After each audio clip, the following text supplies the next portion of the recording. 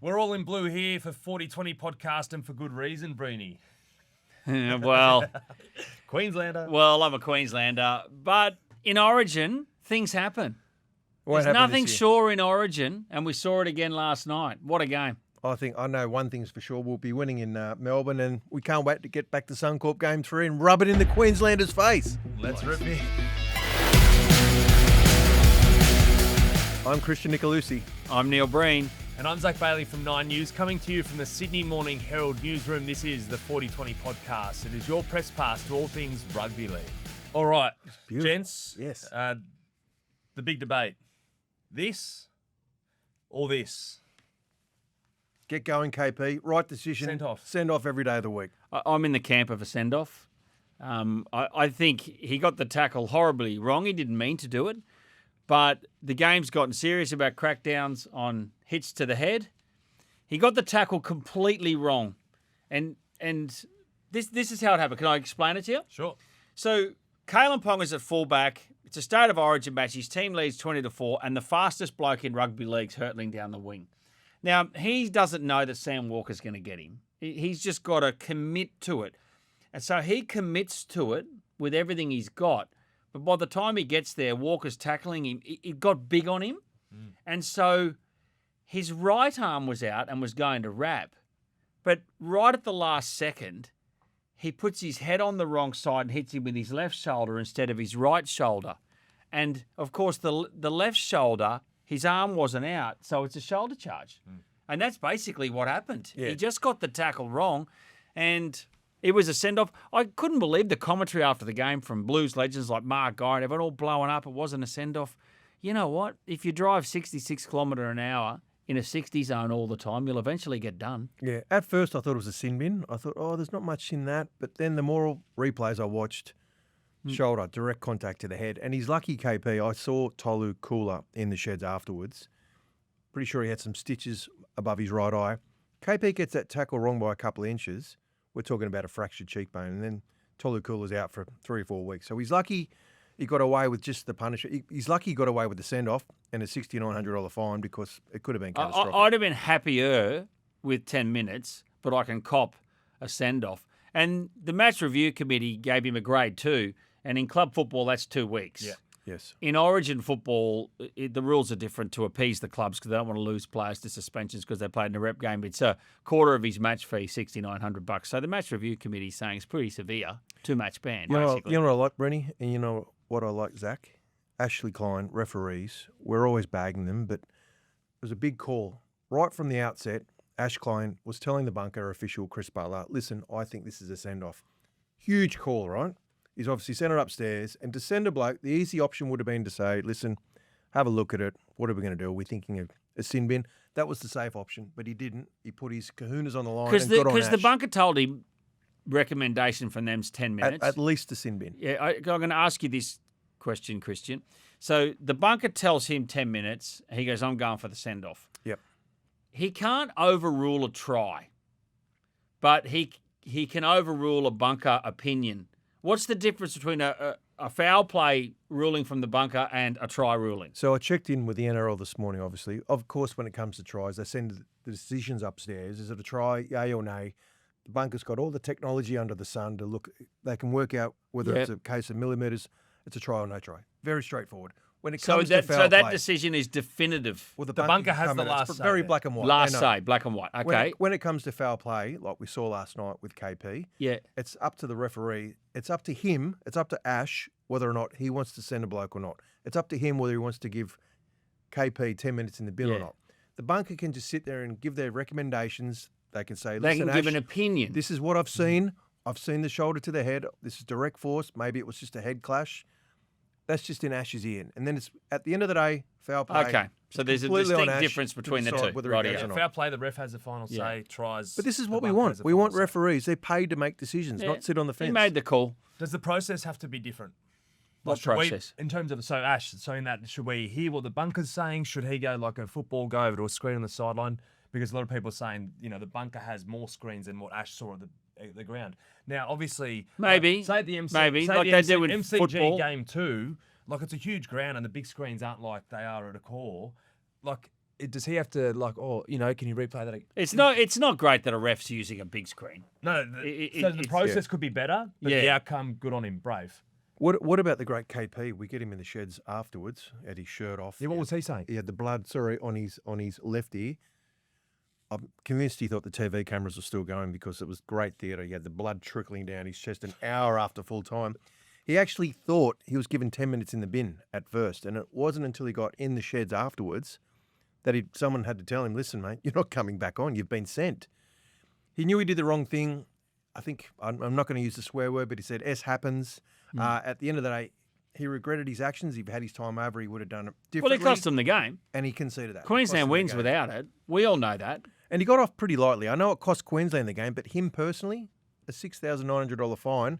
It was the clubs a couple of years ago when it came to Origin games, when it came to charges, rather than serving time on the sidelines, they decided the best part was a percentage of the match payments, which are $30,000, but $6,900 KP got off very lightly. So if it was a club game, he get 2 weeks instead. He gets fined. We compare it to Joseph Swali's hit a couple of years ago. He got 4 weeks under those same rules. But that was a reckless tackle So it was too. different. And he left poor old Reece Walsh's head in row 6 at the Southern end. Yeah, it was a different So tackle. we can't compare.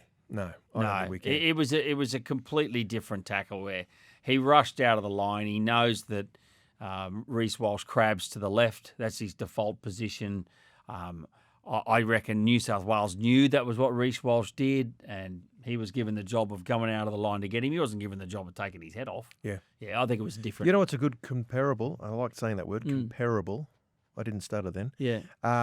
Latrell Mitchell a few years ago, Joey Manu, very similar tackle. Just going to tackle in the last minute braces, Bang. kaboosh. Yeah, but unfortunately, in that occasion, Latrell busted his face. And that's what I was talking about before. He's lucky KP, a Yeah, couple he's of lucky. inches lower, and Cooler's out. Yeah. Speaking of Tolu Cooler, I don't want to jump ahead, but of course, with the concussion protocols, Category 2 misses tomorrow night against Cronulla. Hamoli Olakawatu also won't back up for Manly. Tolu Cooler's got to play South Sydney next Thursday night. Under the Category 2, they can try and accelerate the process of coming back to play. They're going to have to seek an independent doctor to clear him, but either way, he'll be there in the MCG. Good on him. Yeah. Takeaways from Origin 2. So the Blues end up winning 22-20, but if your eyes forward in the coaching staff to Game 2, Laurie Daly and co, how worried are you about the first 57 minutes? Can I open the batting here? Laurie Daly said on his sports breakfast show today, where he was a guest, he said, if we turn up to the MCG and play like that, we'll get dusted. He acknowledged they played poorly. And they got out of jail, and full credit to them for peeling off 18 points in the last 23 minutes while Queensland had 12 men. The basic story of the whole match, Nico, and you can disagree with me, I probably will. Queensland just completely pantsed them in the first 20 minutes. New South Wales won the game because for the next 40 minutes, they didn't let Queensland score again. They got a penalty, and it was 20-0. But they never scored any more points, and they had field position and everything. So New South Wales, after letting in 3 tries in 17 minutes, didn't let any in, and that allowed them to run them down in the end, and they only ran them down because of the Kalyn Ponga send-off. So New South Wales, apart from the really poor first 20 minutes, were kind of there. Yeah, I agree. Does that make sense? You talk about Queensland panting them. I think New South Wales did a very good job in loosening the elastics. I mean, They just were Mitch all over Barnett the drops place. the ball. Stephen Crichton drops the ball. Brian Dead said had feet for hands that first half. I I've know. never seen him drop the ball so many times. But you're right. They can't keep blowing the start. We both love our horse racing. New South Wales are the equivalent of the great grey Chautauqua. He used to miss the kick and fly home. New South Wales, they cannot afford to start so slowly in Melbourne. But I still think they kept dropping the ball. And if they hold the ball, I know it sounds very, it's just a simple approach and a simple solution, but hold the ball and they win. So the Blues can get a lot better, and they'll need to. So can Queensland. Can Queensland get So, better? so Queensland... In terms of the first 40 No. The first 20, it was what it was. I think Billy Slater will watch the tape heavily from the 20-minute mark to the Ponga send-off, which was basically halfway through the second half. Because for that 40 minutes, Queensland just didn't capitalise on any of the territorial advantage they had. They just didn't get over the line. And I think that was Queensland's problem period, was that middle 40. I actually thought New South Wales was starting to come back. I thought the wheel was starting to turn in that second half. Then Max Plath gets that successful captain's challenge. It took the wind out of the sail. Yes, yeah. And Cameron Murray's panic challenge, which is a ridiculous challenge. Yeah. Then a couple of minutes later, of course, Ethan Strange puts Cooler into space. KP gets sent. Game over. All right, so Nathan Cleary steps up, gets man of the match late, as the narrative that he hasn't owned Origin or a match or Look, he owned him last night. Look, Nathan Cleary was good in the first half. He put that great kick through for Hudson Young to score. He was fine. But he is a genius when a team's defensive system starts to break down. He's an absolute genius, Cleary. Yeah. And then, like, he did it to the Broncos in that grand final a couple of years ago. He did it again last night. Their defensive system's breaking down. He comes up with a 40-20. Of course, it's breaking down. There's 12 of them. Then he scores off the back of it. He just capitalises on weaknesses. So without Kalyn Ponga at the back, who probably would have been in place to stop the 40-20, he knows. Well, he wouldn't have got the 40-20 if they had 13 men. But what I'm saying is, that is when Nathan Cleary's at his absolute best. He bristled at that question last night about owning Origin. He said, listen, we've won one game. We've got to get the series done. He's still the best player, and I knew it. I didn't know it personally, but he's the best player in the game. And all he had to do was turn up last night and produce a 9 out of 10 New South Wales win, and he did just that. He's in too good a form, and that's why I think New South Wales can win in Melbourne, and there's a good chance to the old clean sweep. I'm sorry, Breeny, but that could be on the cards. Don't get ahead of yourself. Oh, sorry. And I'm a blue. Sam Walker. Oh, he was magnificent. He's great, wasn't he? I know. It was kind of funny, and you know, and I shouldn't criticise my own master, but we've got a headline running overnight. He answered his critics. I don't know how many critics there were. Yeah. More defensively, but he didn't get. Yeah, but he was absolutely fantastic last night through that first bit. I love it must be a generational thing. We're a lot older. Zach, you're just a little bit younger than us. But these kids come in, you look at Sam Walker and Ethan Strange, big moments, 22, 23 years of age. It's like they've been there the whole life. I know. Casey McLean off the bench, you're in there, like maybe not expecting to we saw generational change last night with Sam Walker coming in. Ethan Strange we'll talk about him in a second, was absolutely magnificent. Casey McLean, fantastic. Yep.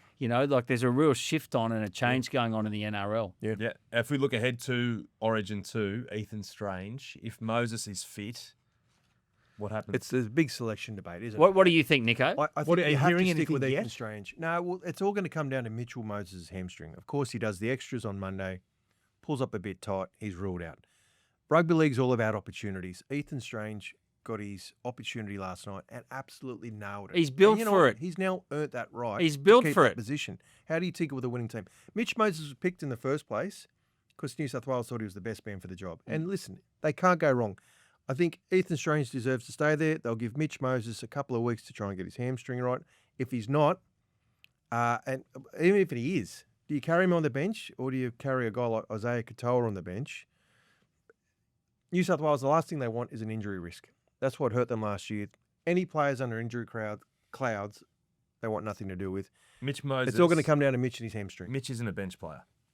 He's not a bench player. From the 8th, Andrew Joey Jones. And Ethan Strange is a very good 6. But Ethan Strange can be a bench player in terms of his impact across multiple positions. I think it'll come down to the videotape. It'll come down to Laurie and his team sitting down and going, okay, why? It's not so much why did we let in 3 tries in the first 17 minutes. That's one issue.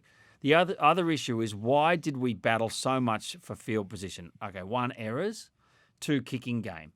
So he might decide, I need field position over and above Ethan Strange's attacking prowess. So Mitchell Moses helps you with field position because all the kicking's not relied to Cleary, right? Gets shared and he's got a great kicking game. So that'll be something he'll think of. But then he'll also have to factor in the fact he might get better field position naturally because Payne Haas will be back. Yeah. So he'd be a straight swap. You've got to weigh all this up. Yeah. He comes in, Payne Haas. Suddenly you're making more metres. Suddenly you've got better field position. We might need Mitch so we can leave Ethan Strange there. So I think Nico hit the nail on the head. It'll come down to the hammy. We miss the kicking game of Mitch. Yeah. But what I love about Ethan Strange, there was 2 passages of play last night. Early in the game, he smashes Cameron Munster, dislodges the ball. Yep. And we spoke about KP before when he got sent off. when that tackle happened, the first two blokes that were in there were Ethan Strange and Hudson Young. It was beautiful to see, but you can't discount either the Ethan Strange, Hudson Young defensive on the same left edge. Yeah. That's a big thing we can't discount. Of course, Hudson Young's in. How good is he? He loves a I scrap. love him. Up the milk. Mate, up the milk. Those two blokes, Canberra's been out of form.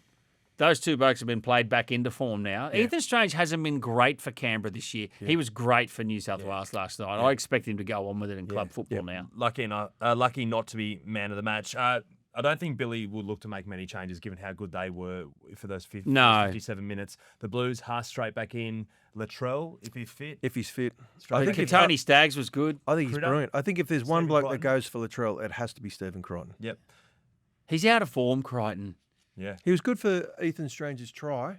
But you're right. Yeah, if you had to choose between him and Katoni was smashing blokes just for a laugh. Mate, he was just smashing. It was He's so fun. good. He He's so loves good. it, doesn't he? Yeah, poor Kirk. What's he going to do when he doesn't have footy in his life anymore, Tony Stacks? He'll smash his shadow.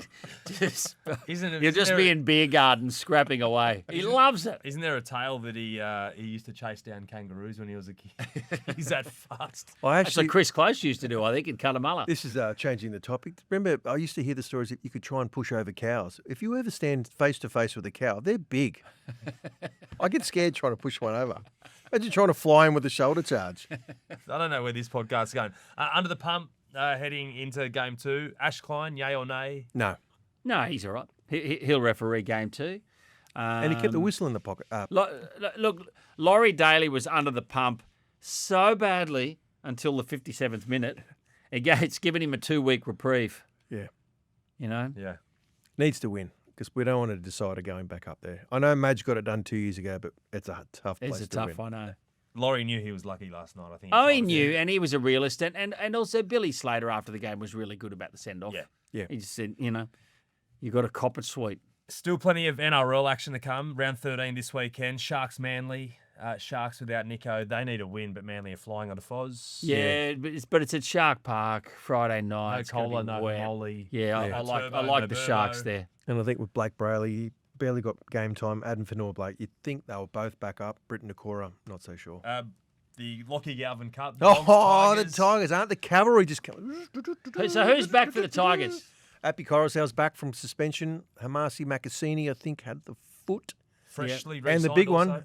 one, Jareen Buller, back from the shoulder. So he's a okay. huge in. Canterbury were good the other. They'll take a lot of confidence from the other night. But they No, beat up on a Tigers Melbourne will win team, that. missing Harry Grant and Cam Munster. Tigers Tigers 1-12. NRL whisper time. What are we hearing? Hudson Young. You're a big fan. We mentioned Hudson Young before, and seriously, he was one of the best last night. But a little bit of scuttlebutt that he may have been heading back home to Newcastle for love, Ooh. For love. but it's not going to happen. Okay. Okay, so Oh, he's yeah. staying with the Raiders. He'll be, I reckon, the first thing Donny Ferner and Ricky Stewart will be doing once the Origin series is over, saying, Hudson, how long do you want? Where do you sign? Yeah, After. and handing him the cash. I got a little whisper. So the whole situation with Peter V'landys, executive chair, on an interim basis of the NRL, which means he can both be the chairman of the ARL Commission and the CEO of the NRL. So everyone thinks that'll happen long term. It will. He won't go back to racing after he has his 4 months long service leave starting July 15. But he needs 16 of the 17 clubs plus the 2 states to support him. Publicly, whoever you 16 ring, of the 17. 16 of the 17 clubs, forget the 2 new clubs, they're not in yet. 16 of the 17 clubs to say yes, plus the 2 states. If one state says no, it doesn't happen. Publicly, they're all supporting him. But off-record conversations, they're not all so sure. But at the end of the day, money will rule. Yeah. Look, no one's going to say no. And he's been so great for the game. And also, they're going to be cashed up from the TV deal. And there'll be more money around. Look, everyone in the end will fall into line and he'll run the game on his own. Why are they not so sure? Oh, it's just it's not a personal slight against Peter No, because but- the guy's a genius. It's just a corporate governance issue. Yeah. To have a Too much CEO, power? yeah, probably just a They bit fought too so much hard power. for that constitution too, yeah. Yeah, and they fought. That's right. The old ARL and News Corp made the Constitution really hard in the first place by design to stop people like News Corp going off and trying to buy the game again. So they put it. You know what I mean? News Corp put the limiter in, and anyway, I don't not that PBL is going to buy the game, but it's just a power thing. Yeah. So, as Danny Widler said to PVL at the announcement when Andrew Abraham There'll be a left, you go to worldwide search. worldwide search and it'll land back on you, Peter. A bit like the Rugby Australia worldwide search that landed on Phil War. That is sport politics. This is 40-20. Nico, Breeny, Blues 1-0. Sorry to say. I think you'll be tight. It's the thing about State of Origin is nothing is ever certain. We've done record numbers overnight on our website because a bloke got sent off and he created that. That's Origin.